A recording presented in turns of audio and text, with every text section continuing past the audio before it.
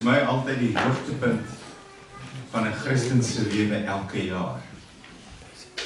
Om nie net te getuig van 'n leë kruis nie, maar ook 'n leë graf. Wat 'n voorreg om dit te doen.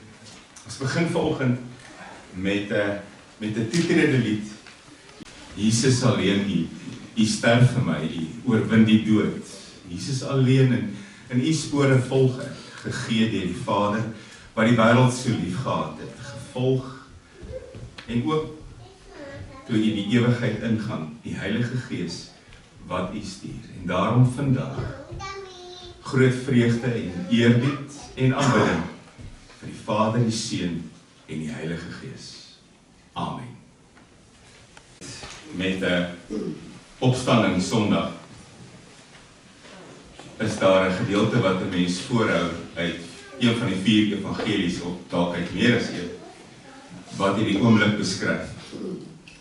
Maar daar is 'n gedeelte 'n bietjie verder aan, geskryf aan die mense wat in Filippi gebly het, waar daar in 'n paar verse opgesom word, wat eintlik op hierdie dag gebeur. En ek wil vandag lees uit Filippense 2, en ek gaan lees vanaf vers 5, sodat jy die bekendheid hiervan kan hoor. En ongelukkig baie keer as mense hierdie gedeelte lees, en jy lees vanaf vers 5, dan fokus mense op vers 5, en dit gaan oor jou gesindheid. Maar let 'n bietjie op, vanaf vers 6, wat daar beskryf word. Filippense 2, ons lees vanaf vers 5 op bladsy 2, 3, 4 in die Nuwe Testament. Laat dan die gesindheid wat daar in Christus Jesus was, ook in julle wees.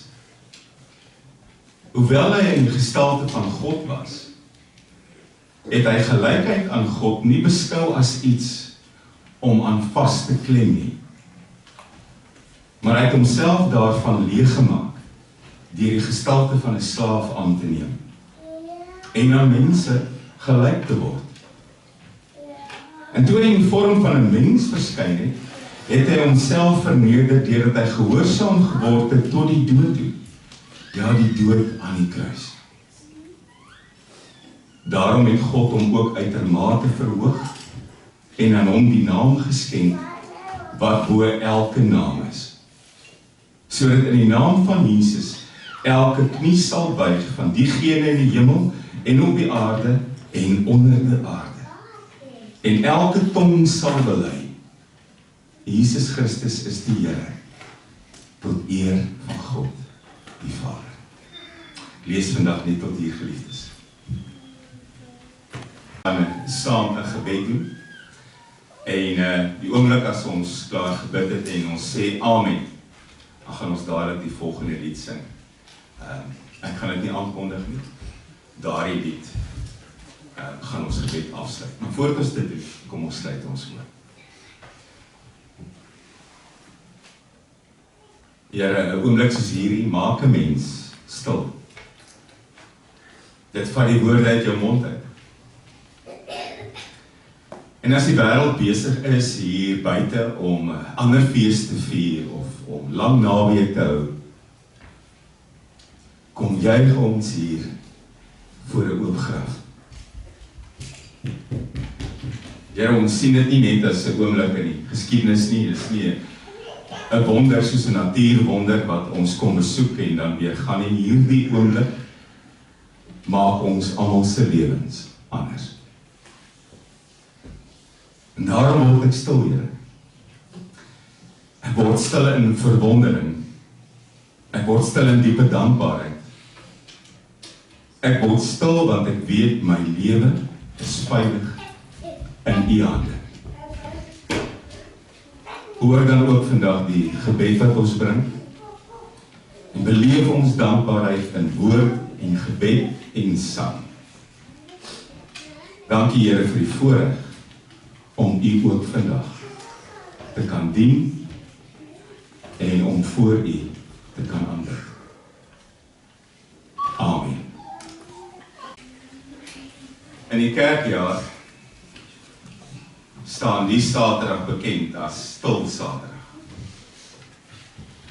Die een dag wat ingedruk is tussen Goeie Vrydag en Opstanding Sondag. En as jy die dag by die kruis was, en jy het gesien wat gebeur het, en jy het in die skaduwees geskuil want jy was bang vir jou lewe, maar aan daai kruis het jou Here gehang, jou meester, jou rabbi, en hy was seer en stikkend. Was dit 'n moeilike Saterdag? Jy sien die Joodse Sabbat het op 'n Vrydag 6 uur begin en tot op 'n Saterdag 6 uur die middag geduur. Die hele Saterdag was Sabbat. En as jy 'n Jood was, mag jy nie veel gedoen het op hierdie Sabbat nie. En as jy iemand was wat in die skaduwee staan en kyk het, hoe hulle jou Here se slap liggaam van 'n kruis afhaal en 'n graf gaan neerlê, en jy wou hom vir oulaas versorg, was Saterdag verskriklik lank.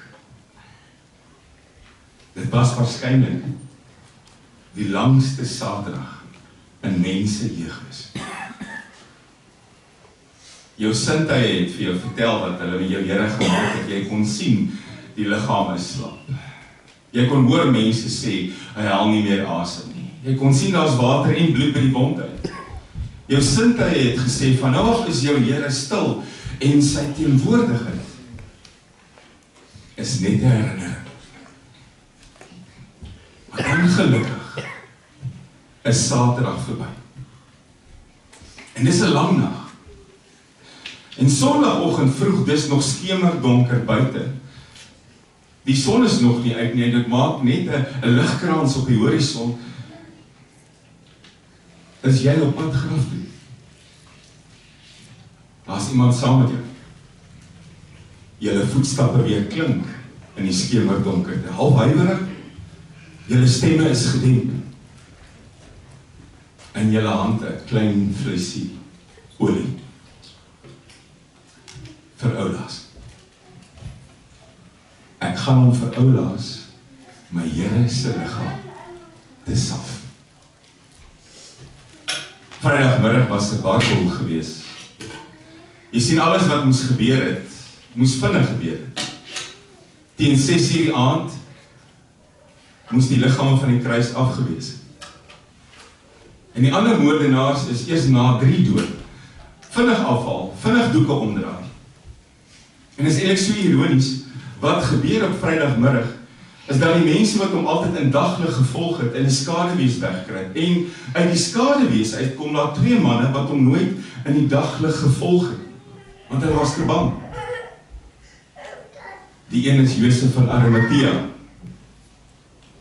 Hy kom en hy sê, ek het 'n graf wat ek eendag myself wil laat neerlê. Is 'n nuwe graf in 'n tuin, nie uitgekap. Niemand het nog ooit tevore daar gelê nie. Kan ek die liggaam kry? Pontius Pilatus sê ja.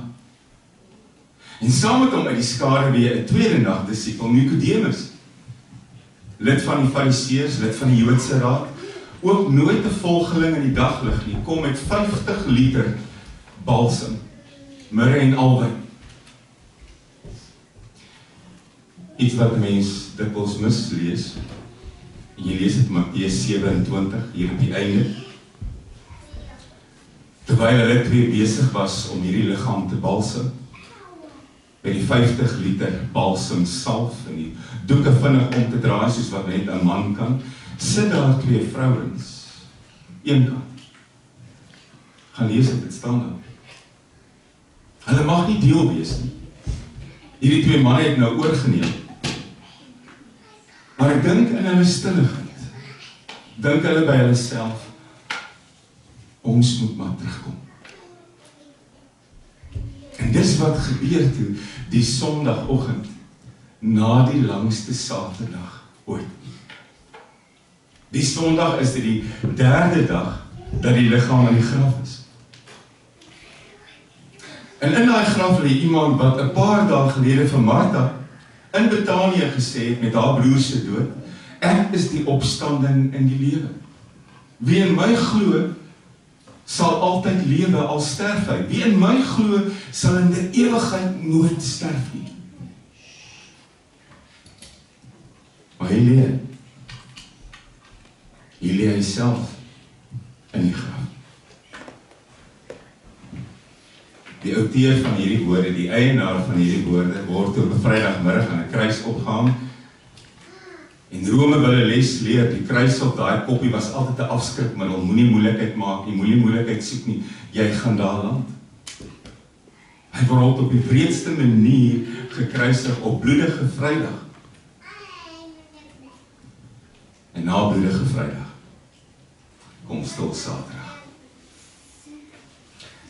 En anders as Lazarus is daar vir hom nie 'n goeie vriend op pad wat sy stem gaan roep, sy naam gaan roep en hy gaan uit die graf uitkom nie. Anders as Lazarus is daar niemand vir hierdie dooie vernielde Here op pad nie. En dan kom die skarrelvoete die oggend daar. Botteltjie balsemolie in die hand. En dan die grootste skok van alle skokke.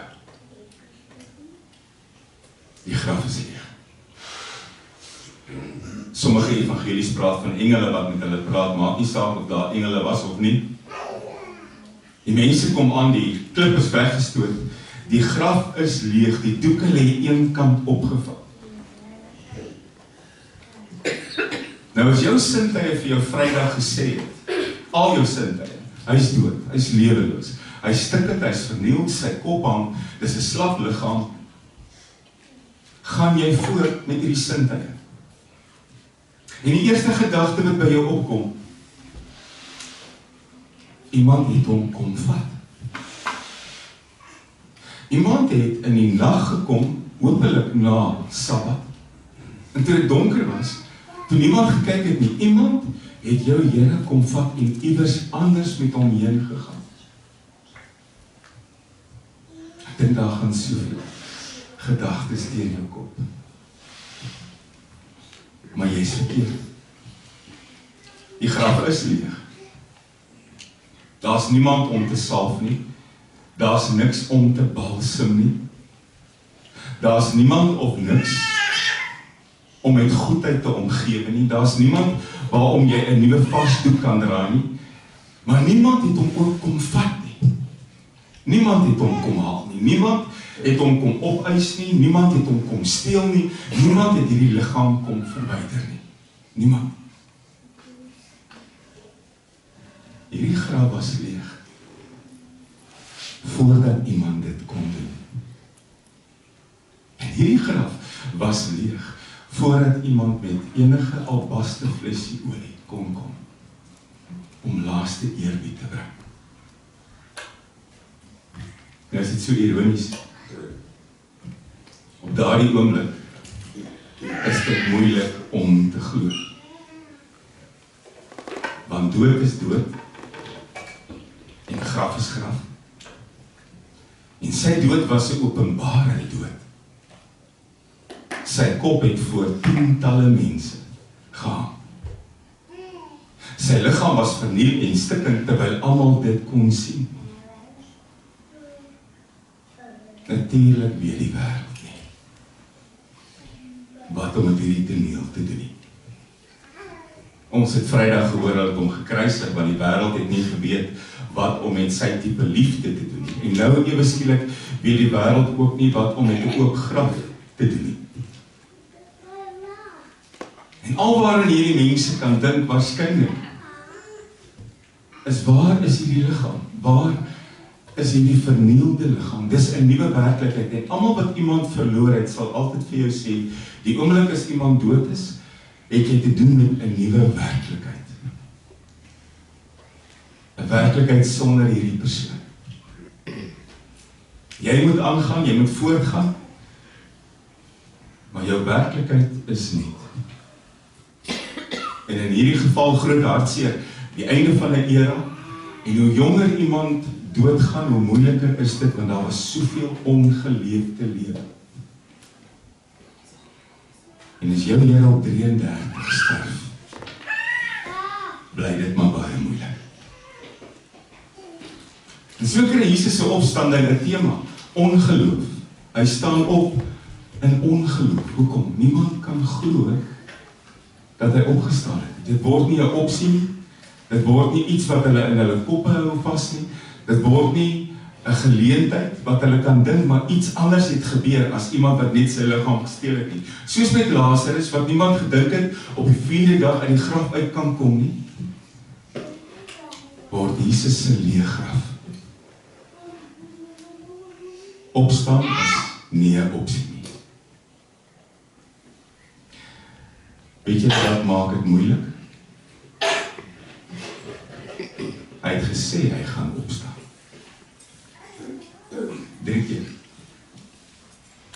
Jy kan dit lees in Markus 8 vers 31, Markus 9 vers 31, Markus 10 vers 34. Elke keer dieselfde woorde. Ek gaan Jerusalem toe gaan. Ek gaan baie ly, ek gaan uitgelewer word. Hulle gaan my vir die heidene gee, ek gaan gekruisig word, ek gaan sterf, ek gaan die dood oorwin, ek gaan op die 3de dag opstaan. 3 keer. Dis sy mense gesê. 3 keer. Maar die oomblik as dit gebeur, vergeet almal. Niemand is gereed vir 'n opgestane Here nie. Weet jy wat, ek en jy bely dit vandag op Paaszondag. Ek en jy is hier by mekaar, ons jubel, ons harte juig. Maar dit is ook nie altyd maklik om daar buite te praat en te leef saam met 'n opgestane Here nie. Kyk baie keer hoe lyk jou gesig, kyk baie keer hoe lyk jou optrede. Kyk baie keer hoe lê ons wesensvol, lyk dit soos iemand wat werklik dankbaar is oor 'n leë kruis en 'n leë graf. Dit is vandag baie maklik om te sê die Here het opgestaan, ons het dit net nou gesing. Dis Paaszondag. Dit volg op Goeie Vrydag en Stil Saterdag.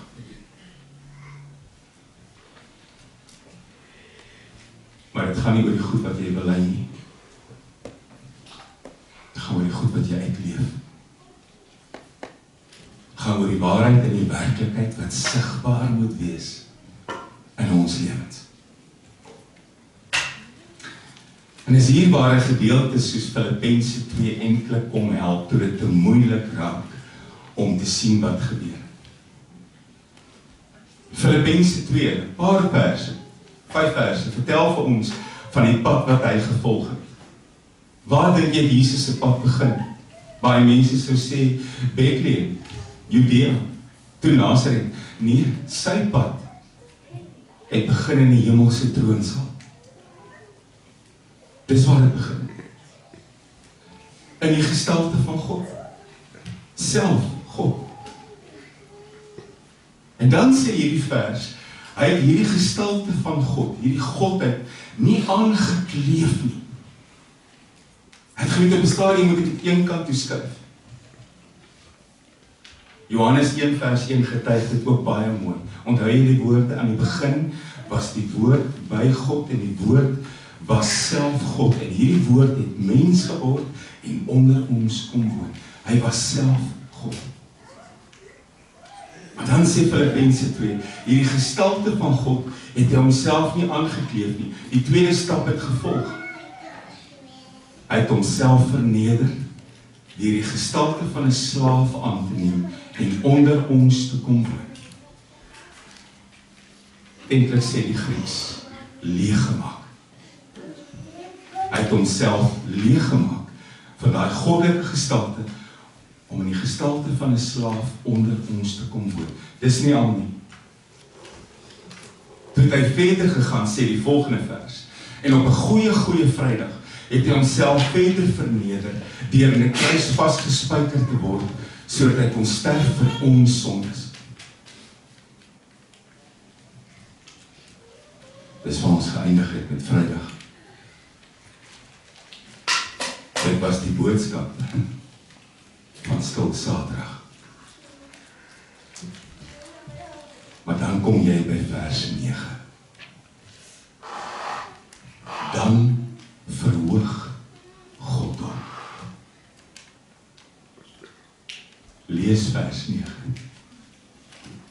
Dan verhoog God hom. Nou die Griekse woord is hier hyperrapso. En hyperrapso beteken verhoog soos in 'n nuwe status.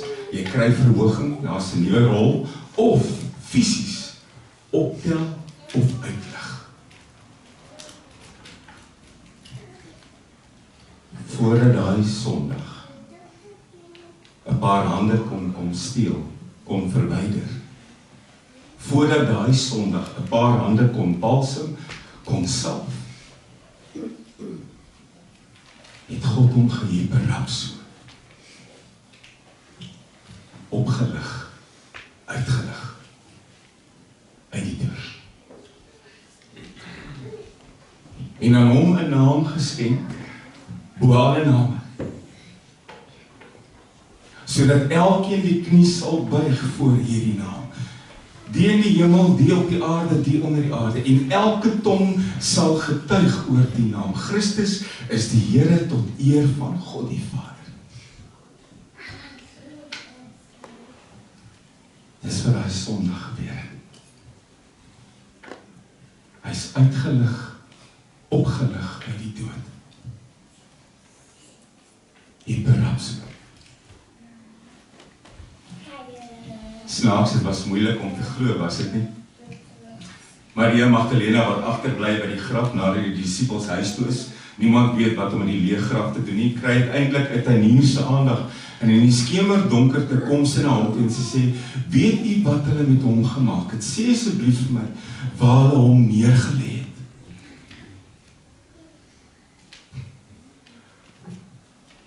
Jy lê 'n dooie liggaam neer. Hy het opgestaan. En dis die opgestane liggaam wat vir haar sê, Maria. En dan herken sy hom. Hy het nie net gekom om hierdie wedloop te begin nie.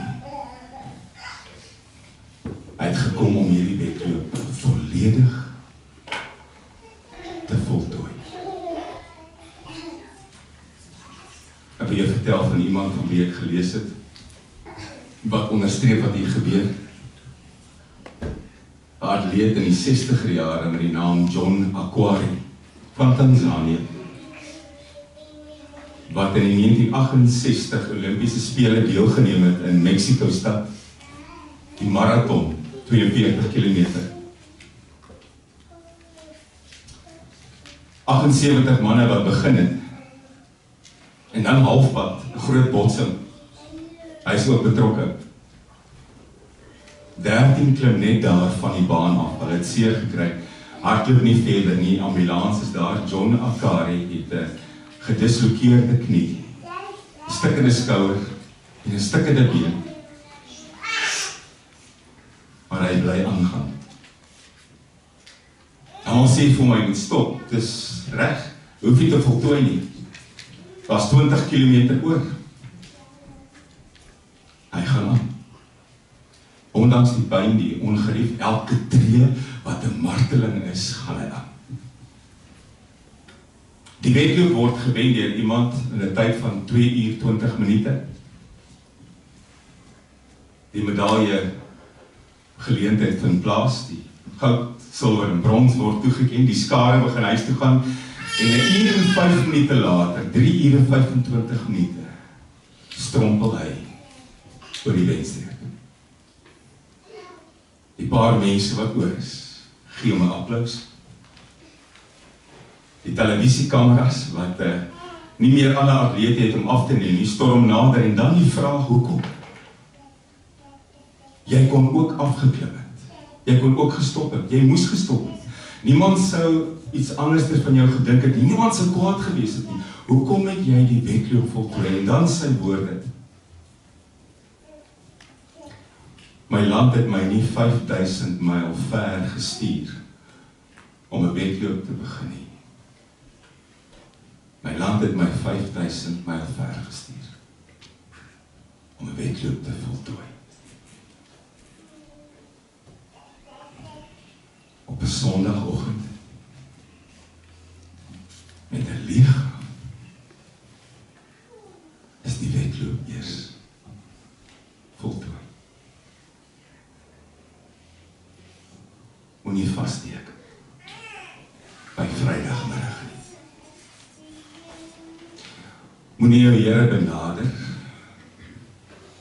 as 'n dooie Here. Moenie jou Here benader asof hy steeds in 'n graf is, of iemand hom gevat het, wat die Jode vandag nog glo, en gaan wegsteek. Die graf is leeg. Eers op hierdie oomblik was die wedloop voltooi. God voorsien, hyperrapso, 'n leerkruis en 'n leeg graf. Wil jy vandag hier uitstuur met hierdie vaste wete?